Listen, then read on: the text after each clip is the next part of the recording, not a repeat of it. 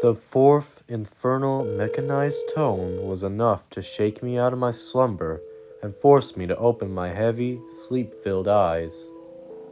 I remembered where I was, in my bed, under my covers, which just a minute previously had felt like the softest and most comforting thing in the world.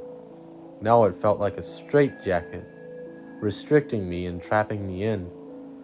I kicked them off and reached for my phone, its harsh brightness assaulting my tender eyelids. I squinted at it, trying to see what it wanted. 2:41 a.m. Call from an unknown number. I sighed, cursing myself for bothering to see what it was.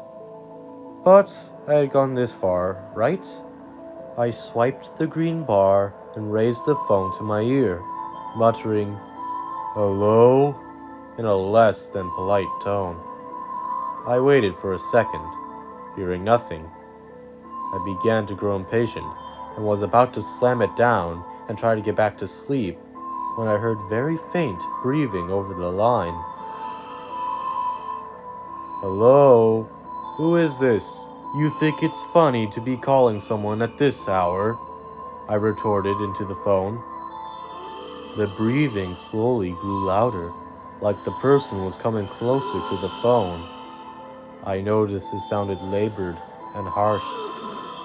The person on the line sucked air in and wheezed loudly this time, and whispered two words to me that sent shivers down my spine. "Look outside." I jumped, having gone from grumpy to terrified in a matter of seconds. I leapt out of the bed, unsure of what to do.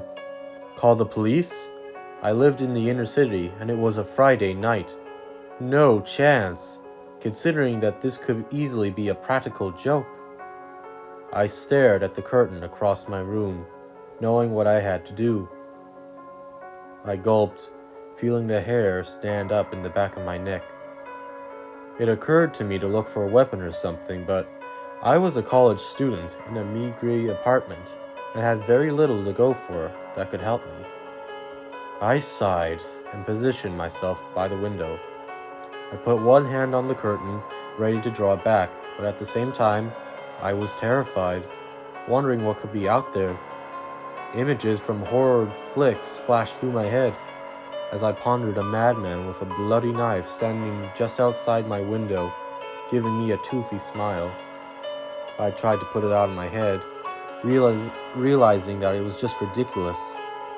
With a deep breath, I withdrew the curtain in one fluid motion, exposing myself to the outside world and whatever lay beyond the relative safety of my room, and stared outside. My eyes furtively glanced from side to side. I saw nothing, just my completely empty neighborhood, as it always was. Waves of relief pulsated through me, realizing it was just probably a poorly executed prank by a friend trying to get a rise out of me. However, this was short-lived.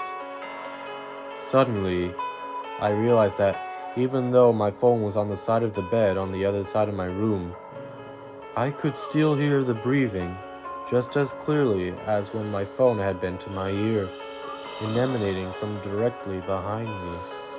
In my closet,